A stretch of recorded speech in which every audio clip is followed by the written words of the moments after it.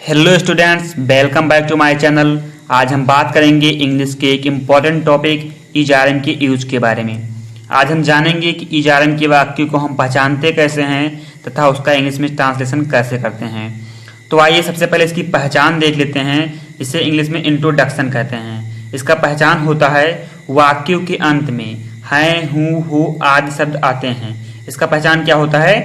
वाक्यों के अंत में हैं, हूँ, हो आदि शब्द आते हैं। आपके समझने के लिए कुछ एग्जाम्पल देख लेते हैं। जैसे कि एग्जाम्पल नंबर 1 है, मैं एक किसान हूँ। मैं एक किसान हूँ तो वाक्य के अंत में क्या आया है? हूँ। अतः इसे हम इजारियम का प्रयोग करके बनाएंगे। एग्जाम्पल नंबर 2, तुम एक छात्र हो। तुम एक छात्र हो तो वाक्य के अंत में क्या है? हो। अतः इसे भी हम इजारियम का यूज करके बनाएंगे। एग्जाम्पल नंबर 3, राम एक खिलाड़ी है। राम एक खिलाड़ी है तो वाक्य के अंत में क्या है? अतः हम कह सकते हैं कि इसे भी हम इजारियम का यूज करके ही बनाएंगे। स्टूडेंट्स, अब हम जानेंगे इजारियम के अफर्मेटिव सेंटेंस के बारे में, जिसे हम पॉजिटिव सेंटेंस भी कहते हैं और हिंदी में सकारात्मक वाक्य कहते हैं। इसका रूल नंबर 1 है, ही सी इट तथा सिंगुलर सब्जेक्ट के साथ इज का प्रयोग किया जाता है। ही सी इट तो आप जानते होंगे, तथा जो लोग सिंगुलर सब्जेक्ट नहीं जानते उन्हें हम बता दें। जैसे किसी का नाम राम श्याम मोहन आदि और किसी स्थान का नाम ताजमहल आगरा आदि सिंगुलर सब्जेक्ट हैं और सिंगुलर सब्जेक्ट के साथ इज का प्रयोग किया जाता है। स्टूडेंट, इसका एक फार्मूला भी होता है। इसका फार्मूला होता है सब्जेक्ट प्लस इजारियम प्लस ऑब्जेक्ट। आप सबसे पहले सब्जेक्ट लिखेंगे, फिर आप इजारियम का प्रयोग करेंगे, उसके बाद ऑब्जेक्ट लिखेंगे। आइए आपके समझने के लिए कुछ एग्जाम्पल देख लेते हैं। जैसे एग्जाम्पल नंबर 1 है, श्याम एक किसान है। श्याम एक किसान है तो इसमें सब्जेक्ट क्या है? श्याम। आप सबसे पहले क्या लिखेंगे? सब्जेक्ट, फार्मूला के अनुसार। तो आप सब्जेक्ट लिख लेते हैं श्याम। अब इसके बाद हम फार्मूला के अनुसार इजारियम का प्रयोग करेंगे। तो श्याम के साथ किसका प्रयोग होगा? इज का, क्योंकि यह एक सिंगुलर सब्जेक्ट है। तो श्याम इज। अब एक किसान, एक किसान की इंग्लिश क्या होती है? A farmer. A farmer. अतः श्याम एक किसान है, इसकी इंग्लिश ट्रांसलेशन क्या होगा? Shyam is a farmer. Shyam is a farmer. आइए दूसरा एग्जाम्पल देख लेते हैं। वह एक लड़का है। वह एक लड़का है तो इसमें सब्जेक्ट क्या है? वह। और फार्मूला के अनुसार आप सबसे पहले क्या लिखेंगे? सब्जेक्ट। तो आप सब्जेक्ट लिख लीजिए पहले, ही। अब ही के साथ किसका प्रयोग होगा? इज का। नेम के अनुसार आपको नेम बताया गया ऊपर, इसके अनुसार इज का प्रयोग होगा। तो ही इज, एक लड़का क्या होगा? A boy. A boy. वह एक लड़का है, इसका इंग्लिश ट्रांसलेशन क्या होगा? He is a boy. He is a boy. आइए इसका रूल नंबर 2 देख लेते हैं। इसका रूल नंबर 2 है, बी यू दे तथा प्लूरल सब्जेक्ट के साथ आर का प्रयोग किया जाता है। बी यू दे तो आप लोग जानते होंगे, तथा जो लोग प्लूरल सब्जेक्ट नहीं जानते उन्हें हम बता दें। जैसे चिल्ड्रेन, बॉयज, गर्ल आल प्लूरल सब्जेक्ट हैं और प्लूरल सब्जेक्ट के साथ आर का प्रयोग किया जाता है। स्टूडेंट, इसका भी वही फार्मूला होता है, सब्जेक्ट प्लस इजारियम प्लस ऑब्जेक्ट। आइए कुछ एग्जाम्पल देख लेते हैं। जैसे एग्जाम्पल नंबर 1 है, तुम एक छात्र हो। तुम एक छात्र हो तो इसमें सब्जेक्ट क्या है? तुम। और फार्मूला के अनुसार आप सबसे पहले सब्जेक्ट लिखेंगे। तुम की इंग्लिश क्या होती है? यू। यू। अब यू के साथ किसका प्रयोग होगा? आर का। रूल के अनुसार यू के साथ आर का प्रयोग होगा, यू आर। अब एक छात्र का इंग्लिश होता है ए स्टूडेंट। A student. तुम एक छात्र हो, इसका इंग्लिश ट्रांसलेशन क्या होगा? यू आर ये स्टूडेंट। आइए दूसरा एग्जाम्पल देख लेते हैं। वे ईमानदार हैं। वे ईमानदार हैं तो इसमें सब्जेक्ट क्या है? दे वे। तो वे की इंग्लिश क्या होती है? दे। और फार्मूला के अनुसार आप सबसे पहले सब्जेक्ट लिखेंगे। तो दे। दे आप लिख दीजिए। अब दे के साथ किसका प्रयोग होगा? आर का। दे के साथ आर का, क्योंकि बी यू दे के साथ आर का प्रयोग होता है, यू आर। अब बचा है ईमानदार। तो ईमानदार की इंग्लिश क्या होती है? हॉनेस्ट। ईमानदार की इंग्लिश हॉनेस्ट। वो ईमानदार हैं तो इसका इंग्लिश ट्रांसलेशन क्या होगा? They are honest. They are honest. आइए इसका रूल नंबर 3 देख लेते हैं। आई के साथ एम का प्रयोग किया जाता है। आई के साथ एम का प्रयोग किया जाता है। इसका भी वही फार्मूला होता है, सब्जेक्ट प्लस इजारियम प्लस ऑब्जेक्ट। आइए एग्जाम्पल देख लेते हैं। एग्जाम्पल नंबर 1 है, मैं बीमार हूँ। तो इसमें सब्जेक्ट क्या है? मैं। और फार्मूला के अनुसार आप सब्जेक्ट सबसे पहले लिखेंगे। तो आई। अब आई के साथ किसका प्रयोग होता है? एम का। आई के साथ एम का। और बीमार की इंग्लिश होती है इल। बीमार की इंग्लिश होती है इल।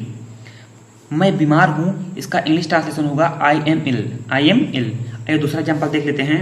मैं अमीर हूँ। मैं अमीर हूँ तो इसमें सब्जेक्ट क्या है? मैं। तो आप सबसे पहले सब्जेक्ट लिखेंगे फॉर्मूला के अनुसार आई के साथ किसका प्रयोग होता है? एम का। आई एम, अमीर का होता है रिच, अमीर का रिच। तो मैं अमीर हूँ, इसका इंग्लिश ट्रांसलेशन होगा आई एम रिच।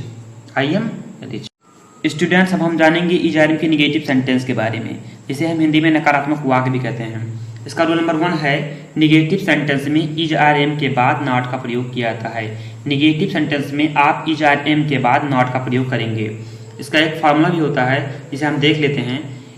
इसका फार्मूला होता है subject plus is are am plus not plus object. आप सबसे पहले सब्जेक्ट लिखेंगे, फिर आप इज आर एम का प्रयोग करेंगे, उसके बाद आप नॉट लिखेंगे, उसके बाद ऑब्जेक्ट लिखेंगे। आइए समझने के लिए कुछ एग्जाम्पल देख लेते हैं। इसका एग्जाम्पल नंबर 1 है, अशोक लापरवाह नहीं है। अशोक लापरवाह नहीं है, तो सब्जेक्ट क्या है? अशोक। और फार्मूला के अनुसार आप सबसे पहले सब्जेक्ट लिखेंगे। तो आइए सब्जेक्ट लिखते हैं। इसका सब्जेक्ट है अशोक। अब अशोक के साथ किसका प्रयोग होगा? इज का, की आर का, की एम का। तो अशोक एक सिंगुलर सब्जेक्ट है, तो इसके साथ इज का प्रयोग होगा, अशोक इज। अब आप किसका प्रयोग करेंगे? नॉट का, अशोक इज नॉट। लापरवाह की इंग्लिश होती है केयरलेस। लापरवाह की इंग्लिश क्या होती है? केयरलेस। तो अशोक लापरवाह नहीं है, इसका इंग्लिश ट्रांसलेशन क्या होगा? Ashok is not careless. आइए एग्जाम्पल नंबर 2 देख लेते हैं। तुम आलसी नहीं हो। तुम आलसी नहीं हो, तो इसमें सब्जेक्ट क्या है? तुम। और फार्मूला के अनुसार आप सबसे पहले क्या लिखेंगे? सब्जेक्ट। तो इसका सब्जेक्ट है तुम, जिसकी इंग्लिश होती है यू। यू के साथ किसका प्रयोग होगा? आर का। यू के साथ आर का। अब आर के बाद आप किसका प्रयोग करेंगे? नॉट का। फार्मूला के अनुसार यू आर नॉट। आलसी का होता है लेजी। आलसी की इंग्लिश क्या होती है बेटा? लेजी। आलसी की लेजी। तुम आलसी नहीं हो, तो इसका इंग्लिश ट्रांसलेशन क्या होगा? You are not lazy. आइए एग्जाम्पल नंबर 3 देख लेते हैं। मैं गरीब नहीं हूँ, तो इसमें सब्जेक्ट क्या है? मैं। तो मैं की इंग्लिश क्या होगी? आई। आप सबसे पहले सब्जेक्ट लिख लीजिए, उसके बाद आई के साथ किसका प्रयोग होता है? एम का। आई के साथ एम का। एम के बाद आप किसका प्रयोग करेंगे? नॉट का फार्मूला के अनुसार। अब गरीब का होता है पुअर। तो मैं गरीब नहीं हूँ, इसका इंग्लिश ट्रांसलेशन क्या होगा? I am not poor. Okay students, अब हम जानेंगे इज आर एम की इंट्रोगेटिव सेंटेंस के बारे में, जिसे हम हिंदी में प्रश्नवाचक वाक्य भी कहते हैं। इसका रूल नंबर 1 है, यदि वाक्य क्या शब्द से प्रारंभ हो रहा है तो इज आर एम का प्रयोग वाक्य के प्रारंभ में किया जाता है। अर्थात यदि वाक्य क्या शब्द से प्रारंभ होगा तो इज आर एम का प्रयोग सबसे पहले किया जाएगा। स्टूडेंट, इसका भी एक फॉर्मूला होता है, is are am plus subject plus object, और उसके बाद आप प्रश्नवाचक चिन्ह जरूर लगाइएगा। इसे हम प्रश्नवाचक चिन्ह कहते हैं। तो आप सबसे पहले इज आर एम का प्रयोग करेंगे, उसके बाद आप सब्जेक्ट लिखेंगे, उसके बाद आप ऑब्जेक्ट लिखेंगे। तो आइए कुछ एग्जाम्पल देख लेते हैं। जैसे एग्जाम्पल नंबर 1 है, क्या वह तुम्हारा मित्र है? तो इसमें सब्जेक्ट क्या है? वह। तो वह के साथ आप किसका प्रयोग करेंगे? इज का। क्योंकि इज सबसे पहले लिखना है इज आर एम का प्रयोग, तो आप इज सबसे पहले लिखेंगे। तो वह के साथ किसका प्रयोग होगा? इज का। तो आप सबसे पहले क्या लिखेंगे? इज। अब इसके बाद आप क्या लिखेंगे? सब्जेक्ट। इसके बाद सब्जेक्ट। इसमें सब्जेक्ट क्या है? वह।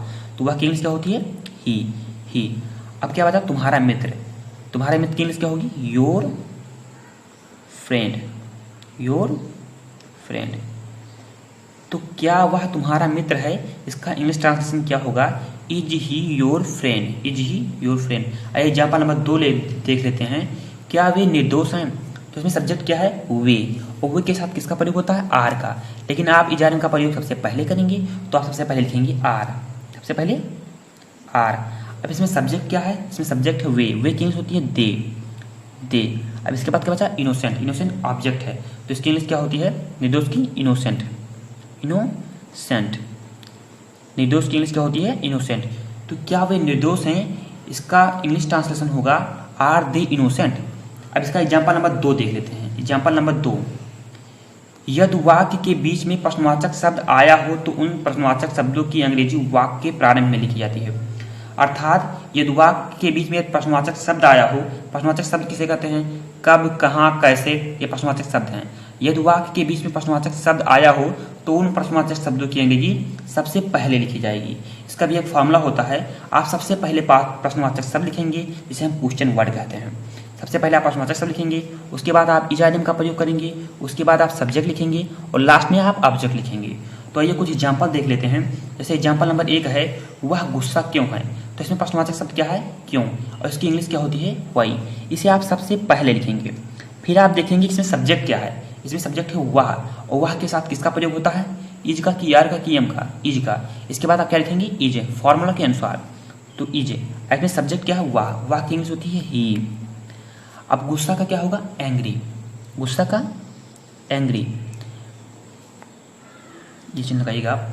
वह गुस्सा क्यों है, तो इसका इंग्लिश ट्रांसलेशन क्या होगा, वाई इज ही एंग्री। ये एग्जाम्पल नंबर 2 देख लेते हैं। मैं कौन हूँ, तो इसमें प्रश्नवाचक शब्द क्या है, कौन। कौन की इंग्लिश क्या होती है, हु। आप सबसे पहले प्रश्नवाचक शब्द लिख लेंगे। अब आप देखेंगे कि इसमें सब्जेक्ट क्या है, मैं, तो मैं के साथ किसका प्रयोग होगा, आई एम का। तो अब फार्मूला के अनुसार इज आर एम का प्रयोग पहले करेंगे, तो इसका बाद प्रयोग होगा एम का। अब लास्ट में क्या बचा, मैं, तो इसकी इंग्लिश क्या होती है, आई। तो मैं कौन हूँ, इसका इंग्लिश ट्रांसलेशन होगा हु एम आई। स्टूडेंट्स, यदि वीडियो पसंद आया हो तो हमारे चैनल को सब्सक्राइब करें और वीडियो को लाइक करना ना भूलें। Thanks for watching.